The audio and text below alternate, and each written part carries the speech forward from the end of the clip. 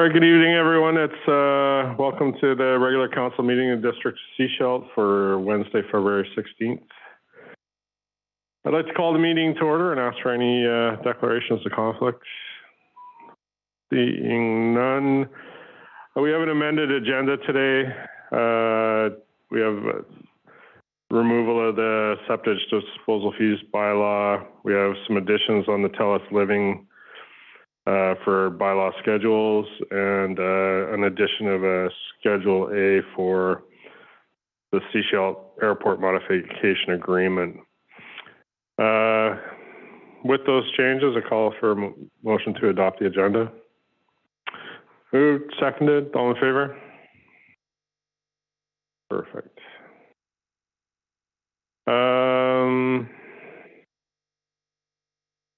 And ask for a motion to receive all the staff reports. Moved, seconded, all in favor? We don't have any appointments and delegations today and no proclamations. So we move on to item 5, adoption of the minutes of the previous council meeting. So 5-1, minutes of the 7 p.m. regular council meeting of February 2nd. Any errors or omissions on those documents? Seeing none, move to accept. Moved, seconded, all in favor? Carried. 5-2, minutes of the 4 p.m. regular council meeting of February 9th. Any errors or omissions? Moved, seconded, all in favor? Carried. Any business arising from the minutes? Seeing none, on to item 7. We've already received the receipt of committee, commission minutes and reports. We don't have any, so we'll move forward. Item 8, bylaws, 8.1. Bylaw notice enforcement implementation, bylaw number 515-7/2022. Report from James Nyhus, Chief Building Official, who is not in the gallery. Oh, is he? Oh, there he is. Got him. Over to you. Thank you very much. Good evening, Council. There have been many instances where stop work orders that have been posted on projects without a building permit are ignored. The current provisions of the bylaw enforcement or the bylaw notice enforcement implementation bylaw are not specific to this offense, and the fines that do exist do not reflect the gravity of the offense nor act as a suitable deterrent. The proposed bylaw will accomplish both objectives and should result in prompt action on the part of an owner, agent, or contractor to obtain the required building permits. The fine could be issued to anyone who is in violation of the order, including workers that are on site. But the bylaw enforcement officers will, of course, exercise their discretion as to if any other person other than the owner would be fined. Should the bylaw pass, the bylaw amendment will provide an effective tool to the building department and the bylaw enforcement officers, ensuring that the provisions of the building bylaw are followed. And I can answer any questions that the council may have. Thank you. Any questions? Seeing none. Oh, Councillor Toth. Thank you. No question. I'm going to move recommendation 2, that bylaw notice enforcement implementation amendment bylaw number 515-7/2022 be given first, second, and third reading. We got a seconder. Any further discussion? All right, all in favor? Opposed? Carried. Thank you, Mr. Nyhus. Thank you. Item 8. Oh, yes, 8.1B. There we go. Okay, so do I have to read the whole thing? No, just the title. Bylaw for number 515-7/2022, a bylaw to amend bylaw notice enforcement implementation bylaw number 515/2012. Move first reading, seconded. All in favor? And do I have to read it again? No. Move second reading. Move seconded. All in favor? And third reading. Move third. Seconded. All in favor? Carried.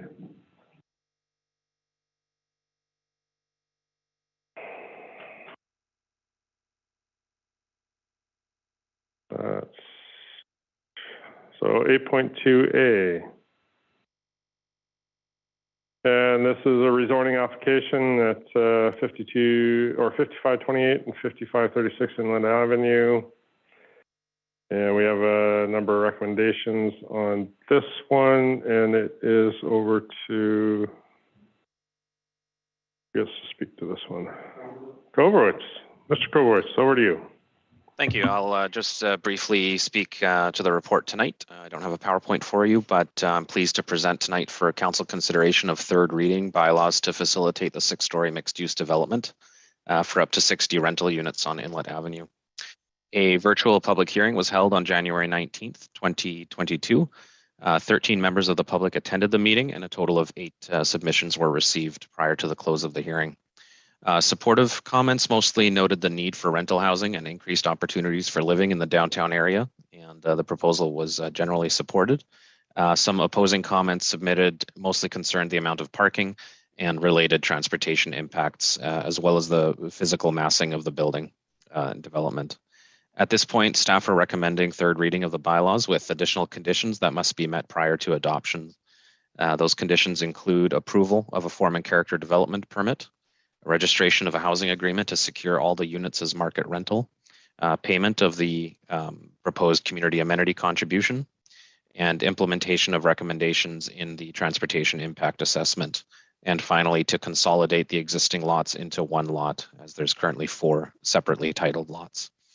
Finally, the zoning amendment bylaw must be approved by the Ministry of Transportation and Infrastructure, and that approval will be sought subsequent to third reading as well.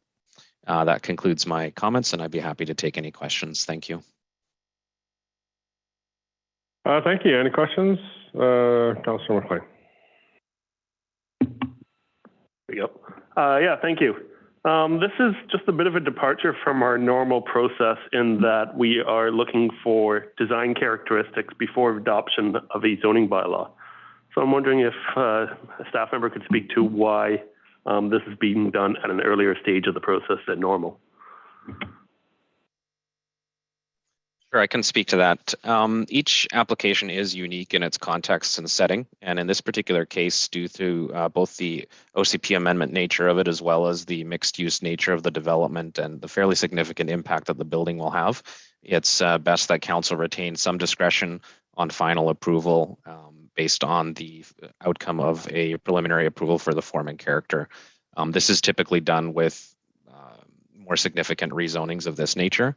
In cases where the zoning itself is more straightforward, where it's not a lot consolidation and not necessarily a mixed use development, it's more appropriate to handle the development permit afterwards, as there's less departure from the existing policies. Thanks.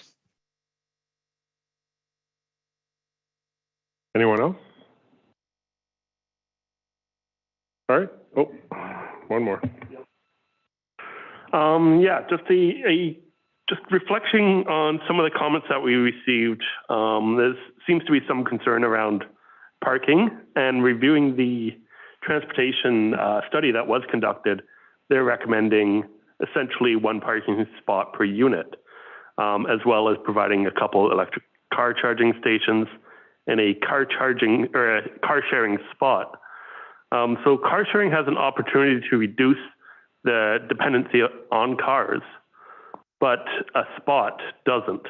They actually need a car to come with that spot. So that, I kind of see that missing from the conditions. I'd really like to see the developer provide a car sharing opportunity, an actual car. And I think that should be a condition of adoption. And that will help mitigate some of the parking concerns that have been brought forward. There's also comments in here suggesting that they is car sharing spots.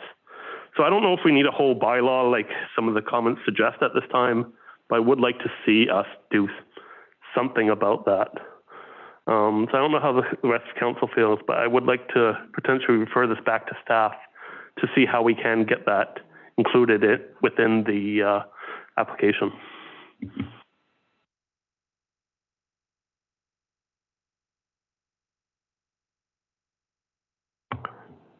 Any thoughts on that?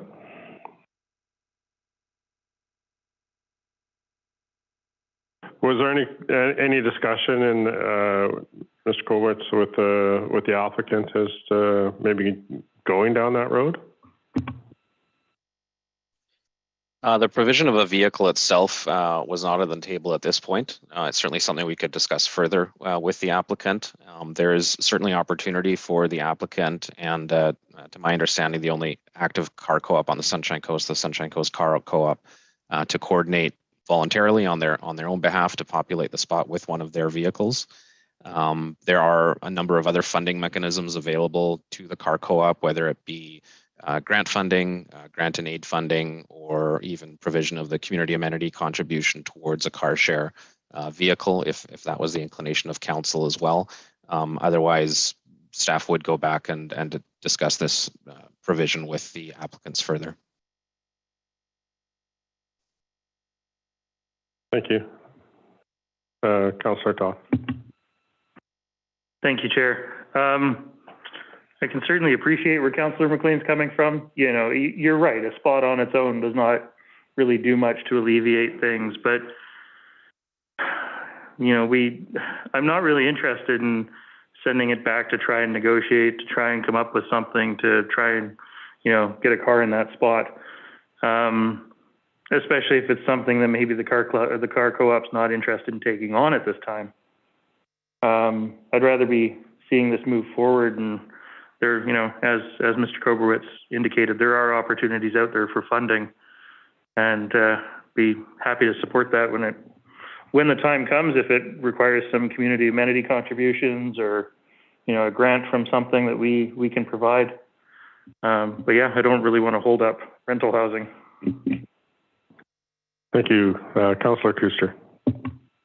Yeah, I agree with Councillor Toth. I do not want to hold this up. I think our community needs this, and I will not support holding it up. I want to see it move forward tonight.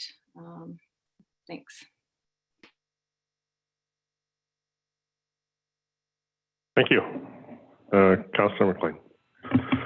So the referral idea was a more measured approach. We could just request it as well, and let the applicant, our staff, and any car sharing providers figure out the details later. So we can make that a condition by amending the conditions provided as recommendations. So there is a more expedited method. I'd like to get that staff feedback before we go into that. But if speed is the main concern that I'm hearing, I think we can do a better job with this application by just making that simple recommendation to include provision for a car share vehicle provided by the developer.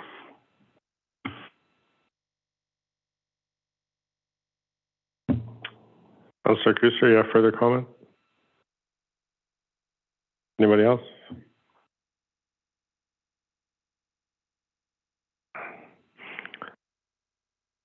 Peer pressure.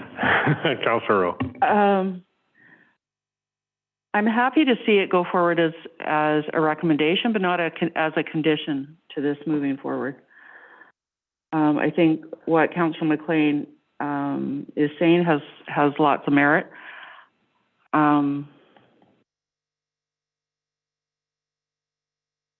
But not as a condition of this moving forward.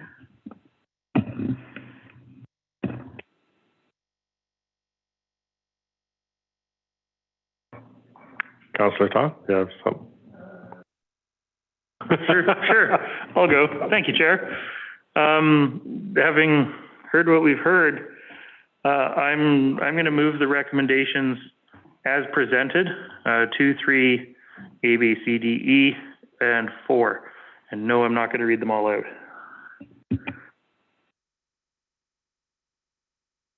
And a seconder?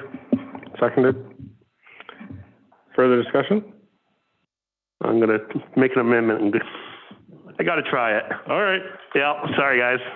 I'm going to move that we amend that motion and include a additional condition, condition F, that a car sharing vehicle be provided by the developer. Do we have a seconder for that? I tried. All right, so the original recommendations have been seconded. So without any further discussion, I see no further hands. So all in favor? Opposed? And that carries. So on to the bylaw, which is being a bylaw to amend District Seashell zoning bylaw number 25, 1987. Man, that's old, eh? No? You guys know the bylaw first. Oh, there you go. Thank you, keeping me honest here. Bylaw to amend District to Seashell official community plan bylaw number 492, 2010. Looking for a motion for third reading. Moved, seconded, all in favor? Carried.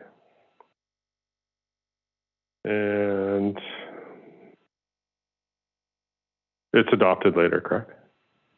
We don't move to adopt today. No, that's correct. Okay. Now we go on to the old one here.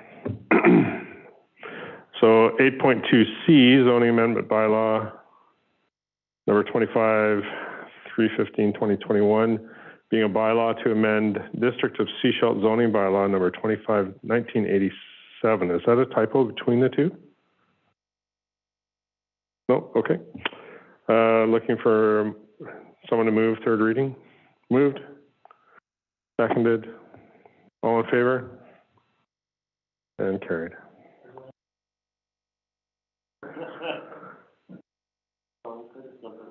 Sure, go ahead.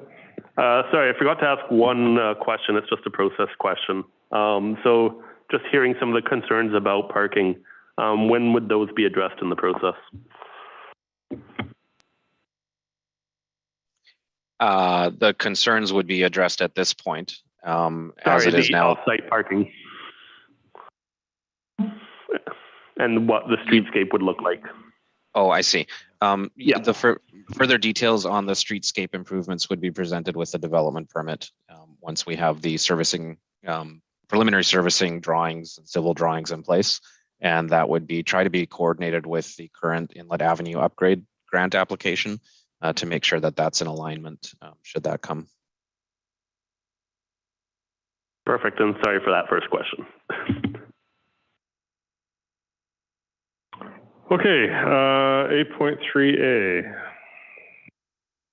So zoning amendments, bylaw number 25-314-2021, Everbright. So this is, well, to adopt, for adoption, zoning amendment bylaw 25-314-2021.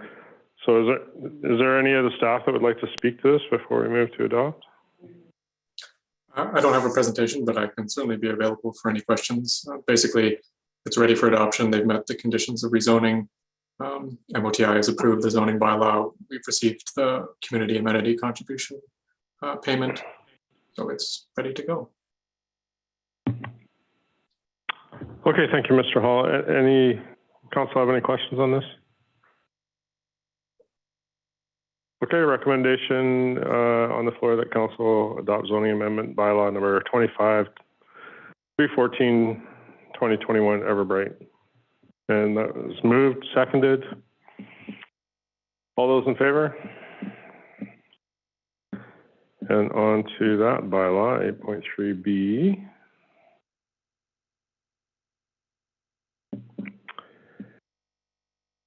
Being in a bylaw to amend District of Seashell zoning bylaw 25-1987.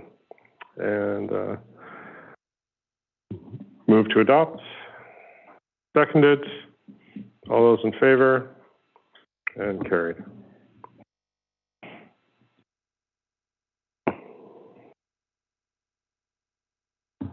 Item 10.1, airport modification agreement with Mr. Powell. Over to Ms. Frank. Thank you, Mr. Chair. The purpose of this report is seeking council's approval of entering into a modification agreement for Lease Seashelt Airport between the district and Rod Powell. This is, this time, honestly, the last template agreement that council has looked at. This is one of the ones that were entered into in 2000, similar to ones that have been before you in these last months. It took us a little longer to get the approval from the leasee to move forward, and then it just didn't make it to on the previous agenda by the deadline, by the agenda publishing deadline. So it's before you now. As with the others, the original lease was for a 20-year term. It has a one-time option to renew for a further 5-year term. The leaseholder has requested that that option be exercised. And so it's before you for your consideration of approving. The proposed lease is attached to this staff report for your review and approval. Thank you. Okay, thank you. Council, any questions? It's pretty straightforward based on all the other ones that we've had to deal with the last little while. So recommendation on the floor, that the modification agreement between Rod Powell and the District of Seashelt extending the term of the existing airport lease agreement for 5 years from January 1st, 2020 to December 31st, 2024 on the same terms and conditions set out in the existing lease be approved as presented. Further, that the mayor and corporate officer be authorized to execute the modification agreement. Looking so moved, seconded. All those in favor and carried.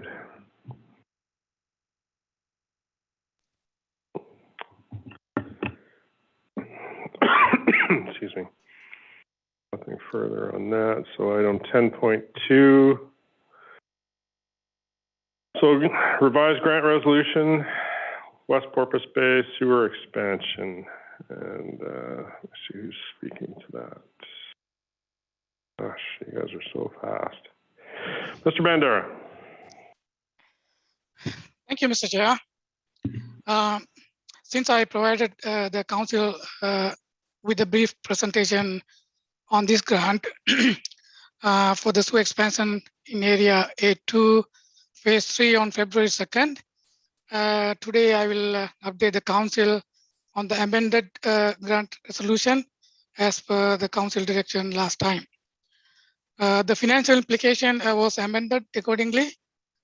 Since the project should be completed by December 2026, this time frame allows the district an opportunity to secure the district portion through the sewer reserves within the fiscal year 2023-2024.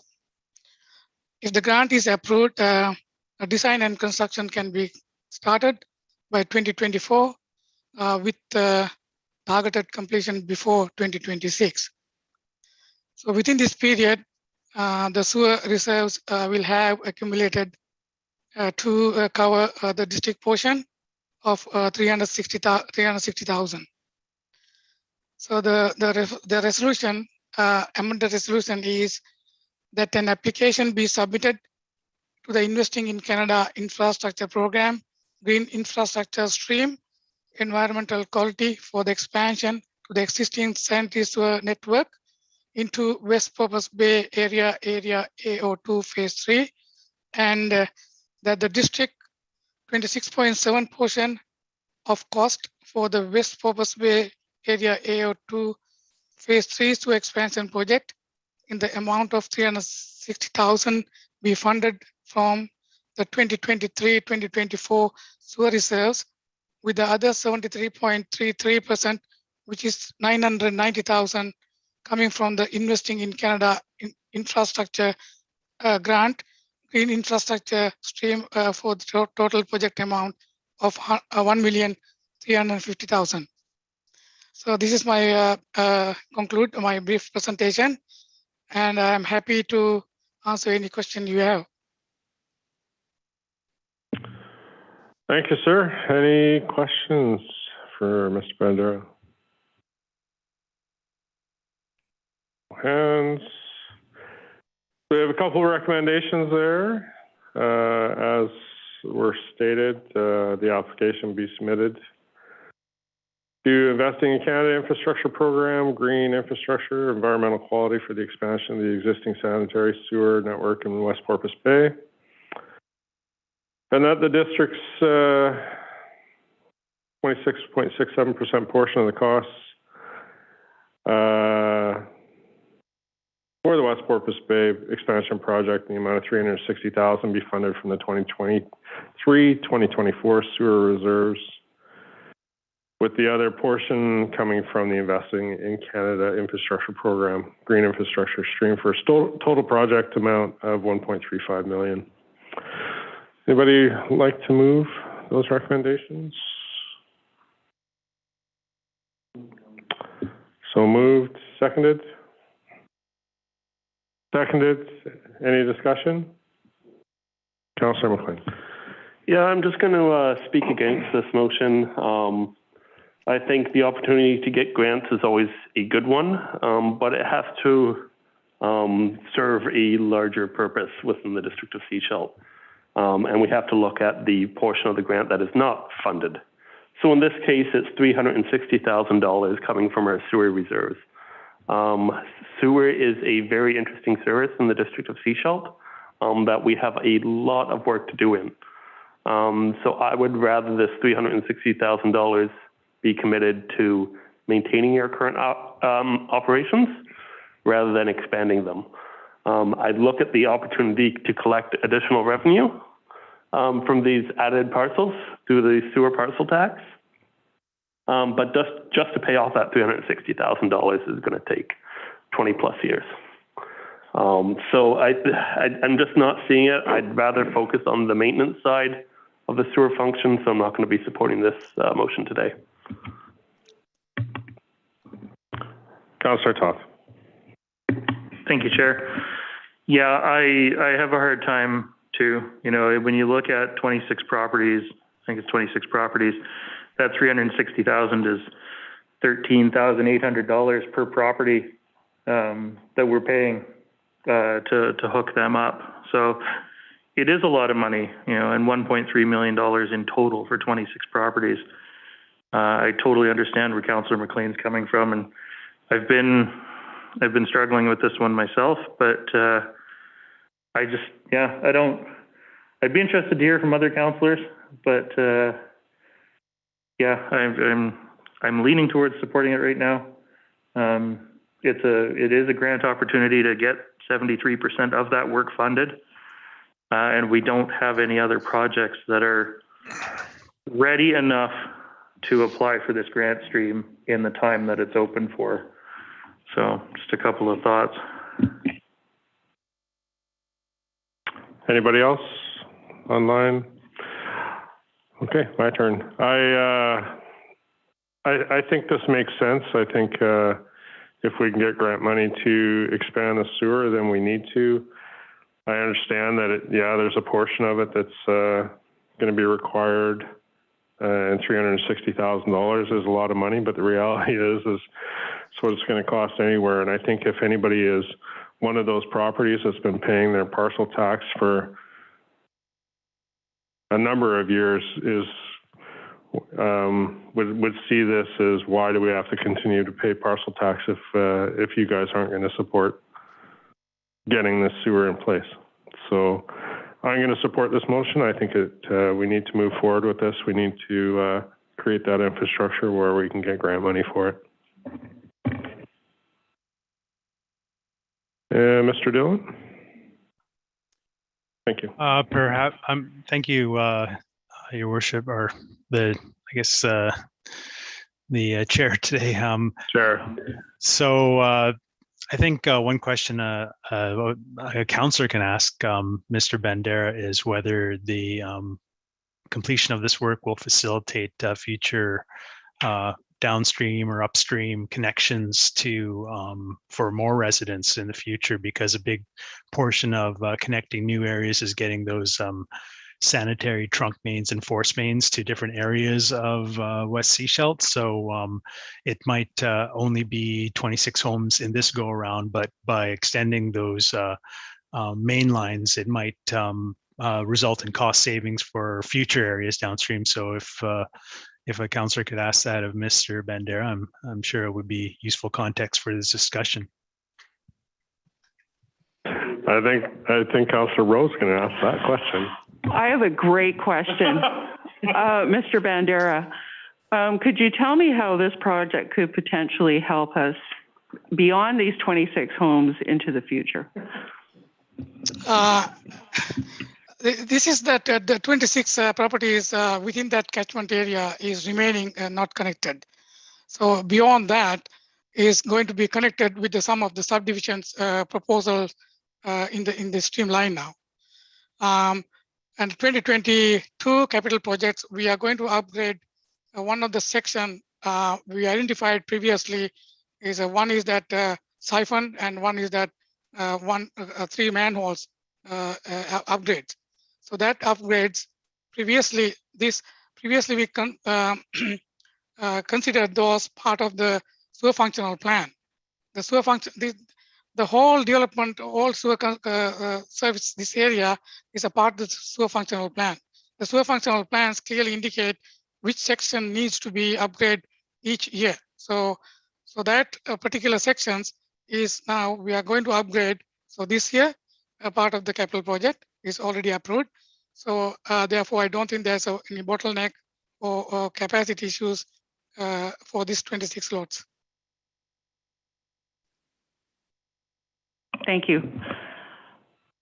Oh, just completely forgot what I was going to say.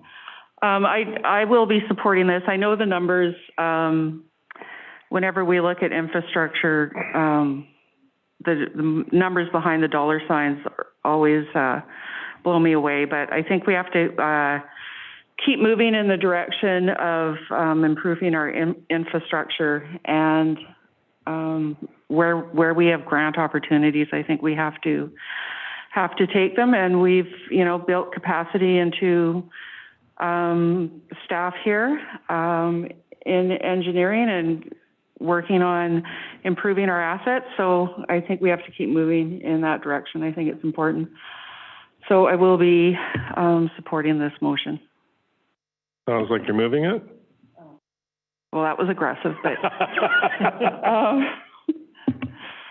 okay.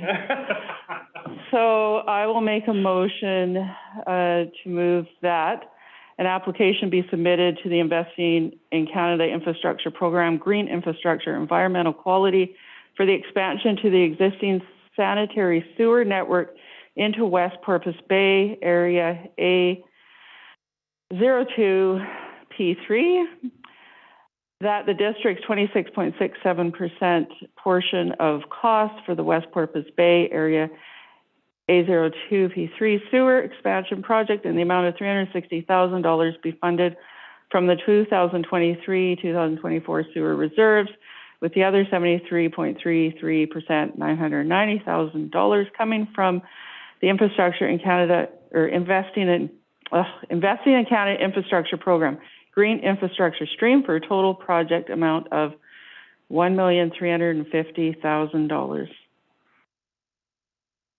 Thank you. Seconder? Seconded. Any further comments? No. All those in favor? Opposed? Yeah, would you like that recorded? Yes. Thank you.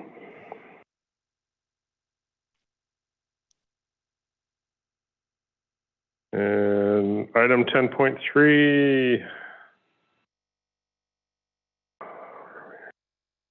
There we go. Item 10.3, capital project updates, engineering and operations. Any questions on this?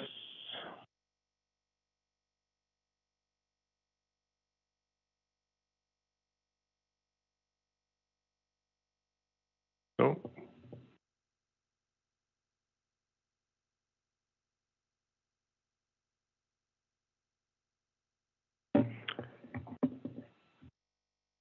Mr. Dillon, has the airport tender been posted or sometime this week? I've been told it will be next week, but Mr. Bandera would have the most recent information about that if he's still around. Okay. Thank you, Director Kern. The tender should have been issued yesterday.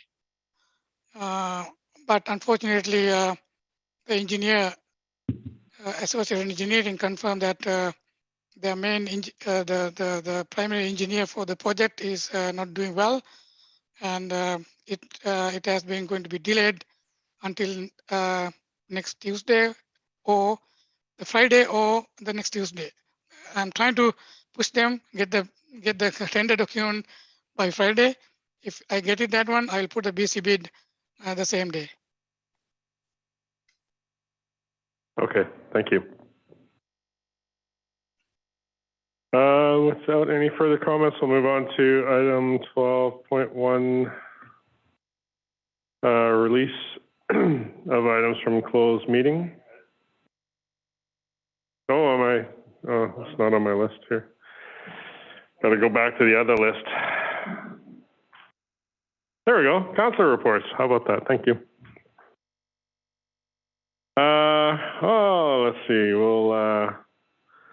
We'll start with Councillor Toth, Councillor Kuster, Councillor Rowe, Councillor McLean. I guess then me. There's got to be some benefit to chairing, right? That's right. Not much to report. I attended the Hackett Park stage sod turning last week. MP Weiler was there, MLA Simons, the mayor, myself, and a whole lot of staff and members of the public. Say there was probably 40, 45 people out there, which was pretty good. And yeah, it doesn't look like much when you're looking at it in drawings or pictures, but to actually stand within the surveyed out outline of where the stage is going to be, it's going to be quite a large amenity for that park. So looking forward to seeing that going forward. That's really all I've got council-wise. 241 days until the election.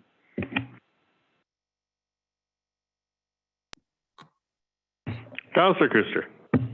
I have nothing to report today. Thank you. Councillor Rowe. Other than changing jobs at work and having coffee with someone who's interested in running in 200 and what? 41 days. I have nothing else other than that. Thanks. Thank you. Councillor McLean. Nothing to report. Okay. On my end, I didn't do any council business, but I do want to speak to all the correspondence that we've been getting on short-term rentals. And it works. There's two sides. There's the pros. There's the ones that are against it. I think what I want people to understand and hear from my message tonight is I want to hear the stories. I want to hear why, if you're against it, why are you against it? How is it affecting you? For the people that are against it, I think we have been getting a lot of that. For the people that are for it, that want to have short-term rentals and stuff like that, maybe they are short-term rental owners. I want to know about your operation. I want to know why you think we should let you still operate, what you do to contribute to your community, how you manage complaints, how you manage garbage, how you manage parking. We need to hear all sides of it so that we are the most informed that we can be to make our decisions as this comes forward. And it's huge for this community. It's a very volatile topic, but we need all the best information that we can get from both sides so that we can make the right decision. Councillor Toth. Yeah, just tagging on to that. It's unfortunate, we've received 20 some odd letters of correspondence from people who are in favor of it. In favor of us doing nothing with it. Leave it alone, you know, whatever. But every single one of those letters is identical. It's a form letter that somebody's posted somewhere. And so you really have no context of if the person submitting it even lives in Sechelt, even if they own property in Sechelt. You know, maybe they visited here once and they're submitting a letter in support of leaving things alone. And that doesn't feed into very good decision making. So thank you for mentioning that. Thank you. Other than that, that's it for correspondence. I think everybody else is covered. SCRD report. This is a rare one. I have nothing to report. I was unable to attend the last SCRD meeting. I know that Mayor Seegers was there, and I was banking on her being here tonight to summarize that one for me. So I'll go back and I'll rewatch it, and I'll include it in my next SCRD report. But for tonight, I have nothing. All right, thank you. So now we are on to item 12.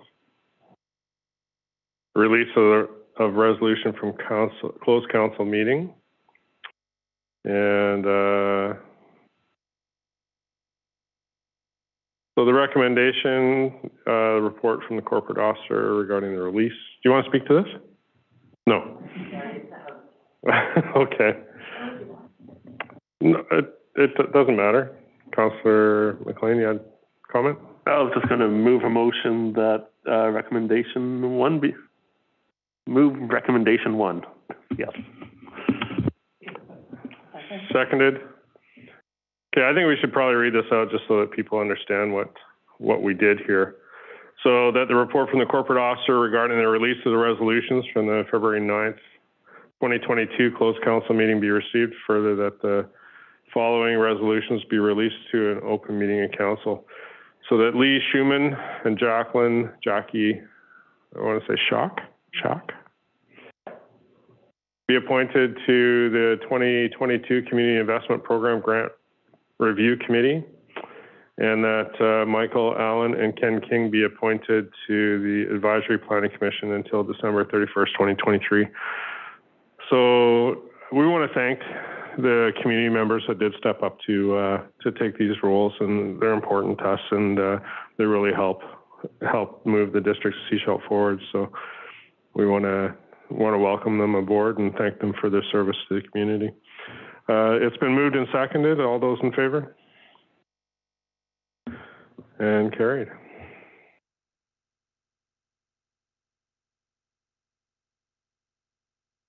Item 12.2, council correspondence. And the only one for action is number 3. But before we go there, would anybody like to speak to item 1 or 2? Oh, just moved to receive. Moved, seconded. All those in favor? There we go. Now would anybody like to speak?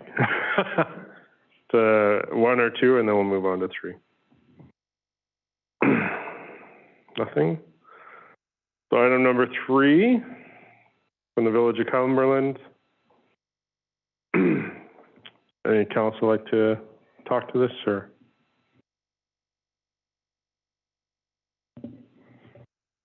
Health related, Councillor Rowe. Put her on the spot again. It's health related.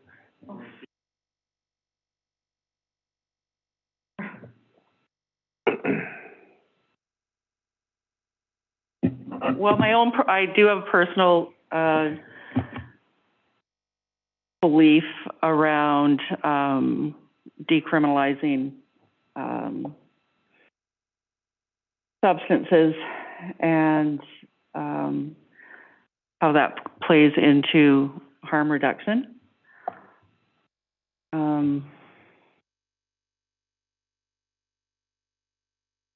So I'm, on a personal level, happy to support this letter from the Village of Cumberland. Do you want to write our own letter of support? Well, how does the rest of council feel? Well, I'll ask the question. So how does the rest of the council feel? Do they want to write a letter of support? Councillor McLean. I prefer that we stick to issues of municipal authority.